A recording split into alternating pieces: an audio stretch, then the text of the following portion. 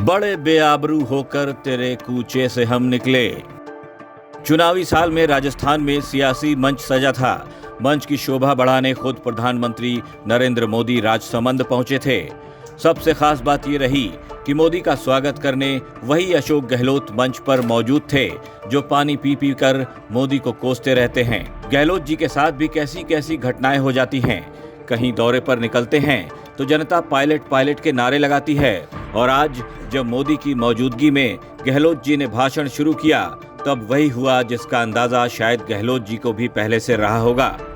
खैर, सब कुछ नजरअंदाज करते हुए सीएम ने मंच से पीएम का स्वागत किया तो मोदी को ईआरसीपी और उज्ज्वला योजना पर घेरने की कोशिश भी की। Right to social security act बनाए और एक राइट टू हेल्थ, स्वास्थ्य का अधिकार सबको मिले, स्वास्थ्य का अधिकार सबको मिले। देशवासियों को बहुत कॉस्टली इलाज हो गया आजकल, प्राइवेट के अंदर भी दवाइयां बहुत महंगी है। नेक्सस पूरा मैं उस पर नहीं जाना चाहता, पर ये काम बड़े इंपॉर्टेंट रखते हैं। एक और नई जो आजकल उबर, ओला और कई होम डिलीवरी वाले जो मैन पावर पैदा हुई है, लाखों में हो गई वो, उनके लिए कोई धनी धोनी नहीं है। जब चाहे निकाल देते हैं मालिक लोग। तो हमने गिग वर्कर्स के लिए सोशल वेलफेयर फंड क्रिएट किया, 200 करोड़ का एक्ट पास करें जिससे कि उनकी भी सुरक्षा हो सके। एक बात मुझे ये कहनी थी आपसे, बाकी जो इतने निवेदन करूंगा, आपकी उज्ज्वला योजना आपने लागू की थी, बड़े प्रेम से लागू की थी और सबको आपने फ्री कनेक्शन दिए थे गरीबों को, बड़ा इम्पैक्ट था उसका।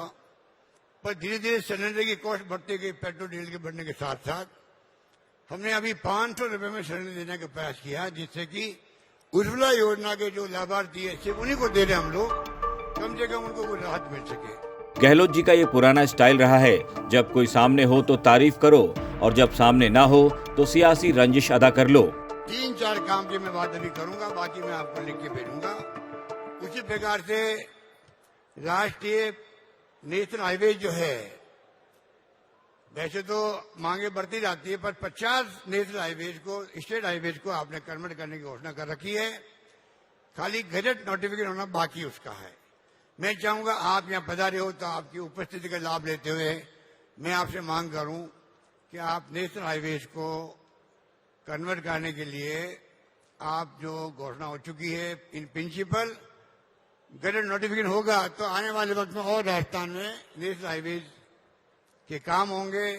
और मैं समझता हूं कि रोड्स और कम्युनिकेशन, शिक्षा, स्वास्थ्य, ये सभी इंपॉर्टेंट रखती है गुड गवर्नेंस के अंदर।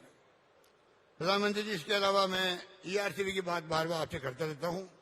आपने कुछ कहा भी था दोसा के अंदर, मैं चाहूंगा कि इसको आप एग्जामिन करवाएं, सेंट्रल गवर्नमेंट मध्यस्थता करे। कोई दिक्कत आ रही हो तो मध्य प्रदेश के साथ में 13 जिले की योजना है।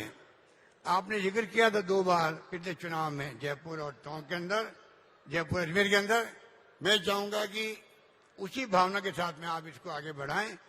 पीने के पानी के संकट जब होता है गांवों के अंदर, आप कल्पना कर सकते हैं क्या स्थिति बनती है। कोई जमाना था राजस्थान भर में बहुत सूखा पड़ते थे। अब जल जीवन मिशन जो केंद्र सरकार की योजना है, आधी भागीदारी राजस्थान सरकार की है, वो हम काम आगे बढ़ा रहे हैं। हम चाहेंगे धीरे धीरे कम से कम पीने का पानी लोगों को मिले। उसमें मैं समझता हूं कि आपकी भूमिका बहुत बड़ी होगी। प्रधानमंत्री जी, 2-3 बातों में कह के अपनी बात समाप्त करूंगा। एक तो हमने नवाचार तो कई किए हैं, उसका मैं जिक्र नहीं करना चाहूंगा, मैं आपको पत्र लिखूंगा। तो राइट टू हेल्थ एक हमने कानून पास किया है, 25 लाख का हमने इंश्योरेंस किया है आम लोगों के लिए। बहुत शानदार उसका रेस्पॉन्स मिल रहा है।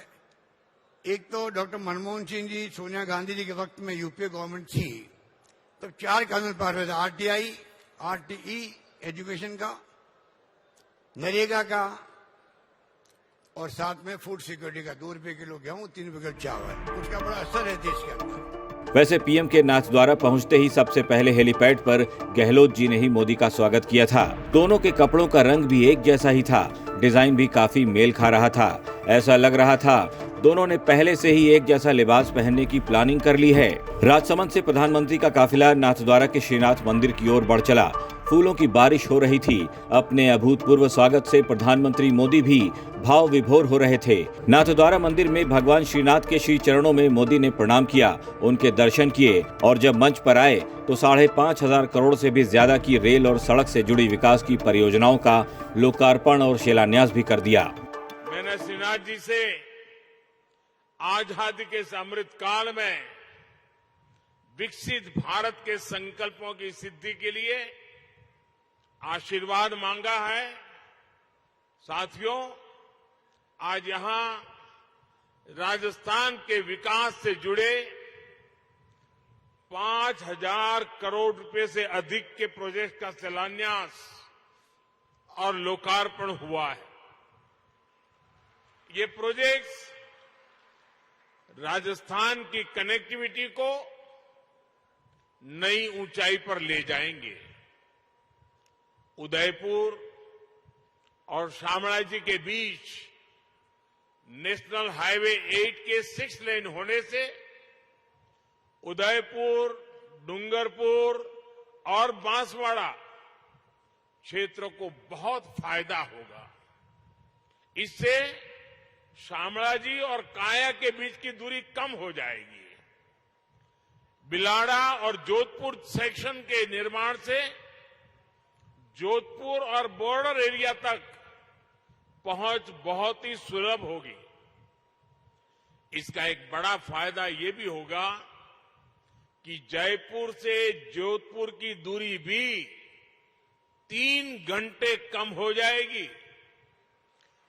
4 भुजा और निचली ओड़न के प्रोजेक्ट से world heritage site Kumbhalgarh, Haldighati और श्रीनाथ जी के दर्शन करना बहुत ही आसान हो जाएगा। श्री नाथद्वारा से देवगढ़ मदारिया की रेलवे लाइन मेवाड़ से मारवाड़ को जोड़ेगी। इससे मार्बल, ग्रेनाइट और माइनिंग इंडस्ट्री को और व्यापारियों को बहुत मदद मिलेगी। मैं सभी राजस्थान वासियों को इन विकास कार्यों के लिए बहुत बहुत बधाई देता हूं। प्रधानमंत्री जनता को संबोधित करते हुए ये बताने की कोशिश कर रहे थे कि राजस्थान और राजस्थानियों के विकास को लेकर मोदी से ज्यादा फिक्रमंद और कौन हो सकता है। प्रधानमंत्री ने बिना नाम लिए ही पिछली सरकारों पर भी निशाना साध दिया। पीएम ये कहते दिखे कि काश ये काम पहले हो गए होते तो आज राजस्थान कहां से कहां पहुंच गया होता। राजस्थान देश के सबसे बड़े राज्यों में से एक है। राजस्थान भारत के शौर्य, भारत की धरोहर, भारत की संस्कृति का वाहक है। राजस्थान जितना विकसित होगा उतना ही भारत के विकास को भी गति मिलेगी।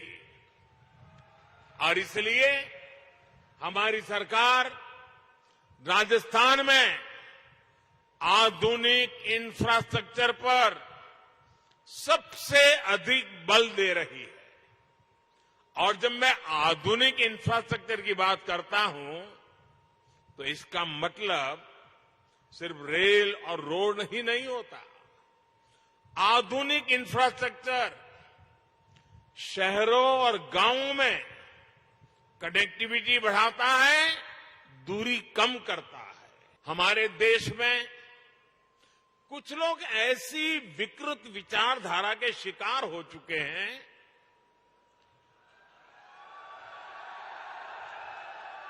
इतनी नकारात्मकता से भरे हुए हैं, देश में कुछ भी अच्छा होता हुआ वो देखना ही नहीं चाहते और उन्हें सिर्फ विवाद खड़ा करना ही अच्छा लगता है।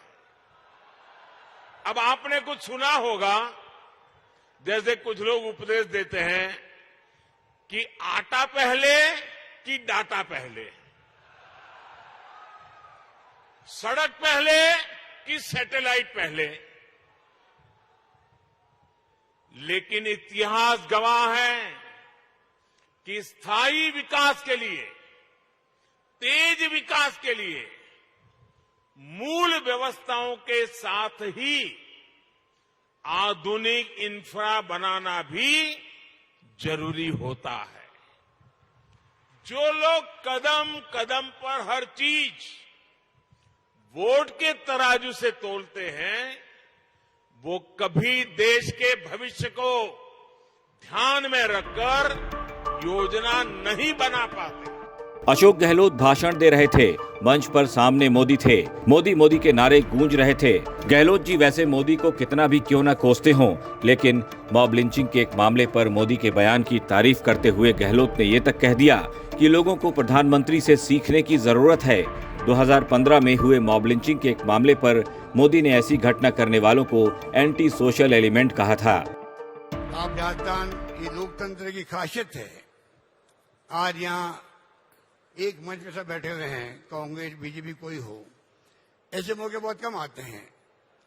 लोकतंत्र में दुश्मनी तो होती नहीं, आपस के अंदर विचारधारा की लड़ाई है, सबको अधिकार अपनी बात कहने का, और मैं समझता हूं वो परंपरा देश में इस रूप में हो जब देश में प्रेम, भाईचारा, प्यार, मोहब्बत आपस में सभी जाति, सभी धर्म के बीच में हो। आपने एक बार स्टेटमेंट दिया था, मैं उसको बार बार आपको मैंने कहा, वैसे मैं लोगों को समझाता भी हूँ, कहता भी हूँ। एक बार मॉब लिंचिंग हो गई थी, मोदी जी का स्टेटमेंट आया कि ये लोग एंटी सोशल एलिमेंट है। वही भावना हम सबकी होनी चाहिए। आज हम लोग सब मिलके देश एक रहे, अखंड रहे, जिसके लिए इंदिरा गांधी जी शहीद हो गई, वे खालिस्तान नहीं बनने दिया। राजीव गांधी शहीद हो गए। हमारा इतिहास कहता है कि हम सब मिलकर चलेंगे तो ये देश एक रहेगा, अखंड रहेगा। विश्व गुरु बनने की बात होती है, कभी बन भी जाएंगे। इस प्रकार की भावना के साथ में हम सबको चलना चाहिए। मेरा मानना है कि किसी राज्य में तनाव या हिंसा कोई काम की नहीं है। विकास को रोकती है हिंसा हमेशा, चाहे परिवार की हो, गांव की हो, प्रदेश की हो, देश की हो। मैं उम्मीद करता हूं कि आपका जो मैसेज है हमेशा देश को ऐसा रहे कि रखे, बांध के रखे। पक्ष हो या विपक्ष हो, बिना विपक्ष के पक्ष क्या होता है, विपक्ष का भी सम्मान पूरा हो। और मैं समझता हूं कि इस दिशा में आगे बढ़ेंगे आप खुद भी, तो और ज्यादा मजबूती के साथ में पक्ष विपक्ष मिलकर देश की सेवा करेंगे।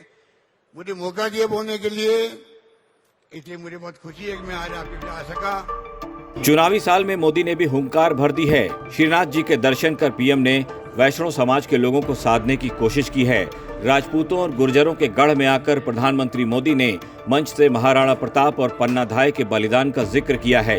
ऐसा करके मोदी ने अपनी सियासी मंशा भी जाहिर कर दी है। चुनाव में कुछ महीने भले ही बाकी हों, लेकिन मई की गर्मी में सियासी सरगर्मी इस कदर बढ़ चुकी है कि कांग्रेस और बीजेपी दोनों का तापमान हाई है। ब्यूरो रिपोर्ट, राजस्थान तक।